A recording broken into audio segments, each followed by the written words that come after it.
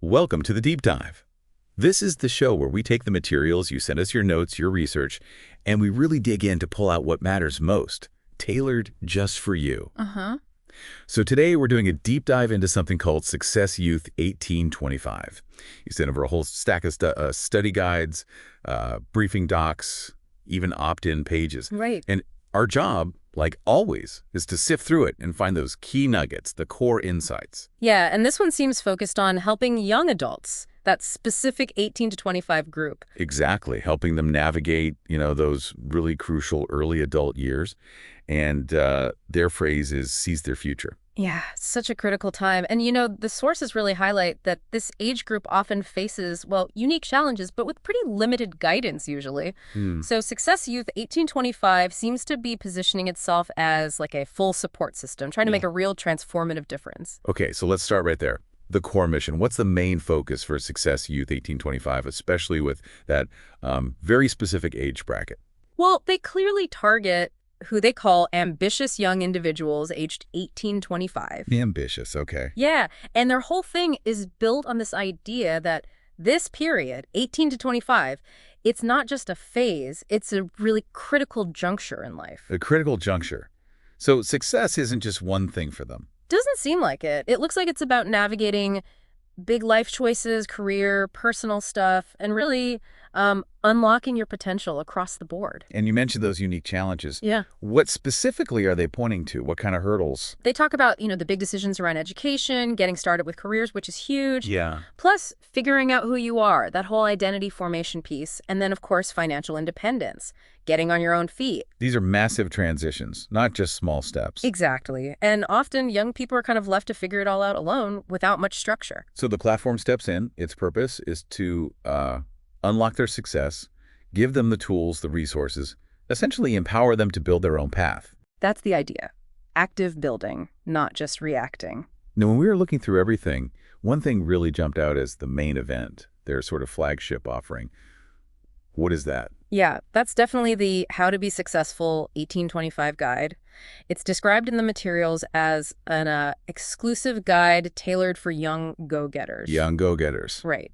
They frame it as a really comprehensive manual for this specific time of life. Sounds pretty comprehensive. What does it actually promise, though? What kind of strategies are we talking about? Okay, so it promises things like proven strategies to set and achieve your goals. Looking deeper, that seems to mean things like practical frameworks, maybe SMART goals, making things specific, measurable. Right.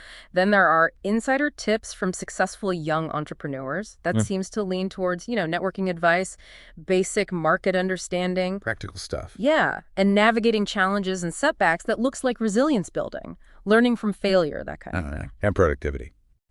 Tools to supercharge your productivity and motivation. Probably time management techniques, habit formation strategies, things like that. So how do you actually get this guide? Is it hard to access? Nope, super easy. It's just enter your email address on the website. That's it. That's the gate. Simple enough. It's interesting, too, the language they use around it. I saw that phrase, don't let mediocrity hold you back. It definitely sets a tone, doesn't it? Absolutely. It's very much about fostering ambition, pushing back against just settling. It lines up with their whole unleashing potential mission. Okay, so beyond that main guide, there's this name that kept popping up in the articles, David Campbell. His stuff seems to add a lot more breadth. Let's unpack that. There's a whole array of articles here. Yeah, Campbell's work really fleshes things out. His articles contribute to that bigger goal, unleashing potential, by tackling different specific areas of young adult life. It shows it's more than just the one guide. Right, a more holistic view. Exactly. And mentorship comes up. That's always big for career development. What's Campbell's take? He's got an article, How to Find Good Mentors for Your Career Success. And it states pretty clearly, finding good mentors can be a game changer for your career. A game changer. Right. And it's not just about waiting for someone. It emphasizes being proactive, finding people, knowing what to ask, building a real relationship. It's about getting that practical guidance and insight. And what about actually choosing a career? That's maybe the big decision for this age group. So much pressure. Totally. Campbell addresses that in How to Choose the Right Career, a step-by-step guide for success. It pushes beyond just thinking about it and gets into tangible steps. Like what? Like exploring interests through things like informational interviews, really assessing your skills, what can you transfer, and then setting clear, achievable goals, not just vague dreams. Makes sense.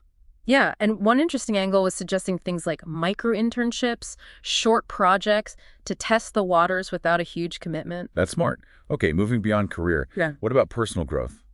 Self-confidence is a huge one. He covers that in 10 effective strategies to boost self-confidence and transform your life. And the source actually says, building self-confidence can feel like climbing a mountain, but it doesn't have to be that hard. Framing it as doable. Right. Offering practical things like focusing on small wins, challenging negative self-talk, and actually seeking out feedback to see your strengths clearly. And the classic challenge, productivity, time management. Especially now with endless distractions. Yeah, there's an article on effective time management tips to boost your productivity in 2025. It makes the point that, time management is key, especially in 2025 when distractions are everywhere. So true. And it goes beyond just prioritized tasks. It talks about specific techniques like time blocking, figuring out your peak energy times, ways to cut down digital noise. Important skills. Then there's money. Managing money in your early 20s. There's a steep learning curve for many.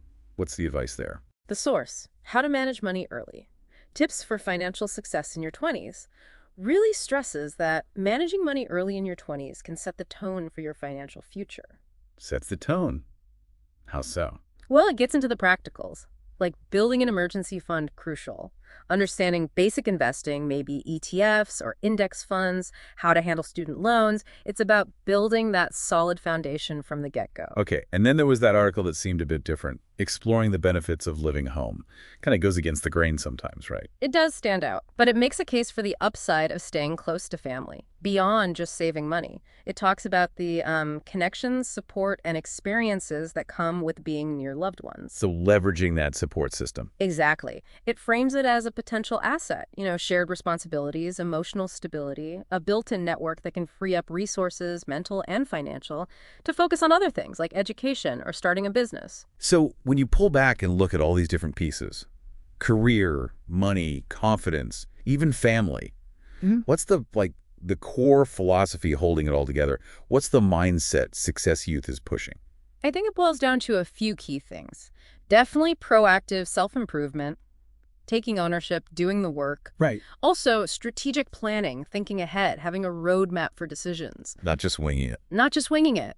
And seeking guidance, seeing mentorship and advice as smart tools, not weaknesses. And finally, it feels like a holistic approach, understanding that all these areas connect. And it feels very practical, very forward-looking, especially with the 2025 date popping up. Yeah, definitely geared towards preparing for what's coming, giving actionable advice for the near future. What part of all this strikes you as particularly relevant or maybe something you see people struggle with day to day? For me, it's that emphasis on breaking things down into actionable steps. It's not just lofty goals. It's here are 10 strategies, here are tips for your 20s. That makes big challenges feel less overwhelming, more achievable. Yeah, that practicality is key. So wrapping up this deep dive, Success Youth 1825 really presents itself as this comprehensive manual, maybe even a blueprint, full of strategies, advice, tools, all aimed at young adults navigating that specific, challenging but crucial stage. Exactly. And what's really interesting is how this toolkit covering career, finance, confidence, support systems, it's powerful stuff, not just for the 18 to 25 window, but honestly for any big transition point in life, personal or professional. That's a great point. Understanding these things isn't just about personal gain either. It helps build a foundation so you can actually contribute back, make an impact right where you are. So here's something to think about. How these core ideas, seizing your future, planning, proactively laid out so clearly for young adults, how truly universal are they? And think about the impact of applying these principles early. It doesn't just set one person up for success. It can potentially strengthen entire communities, starting right in our own backyards.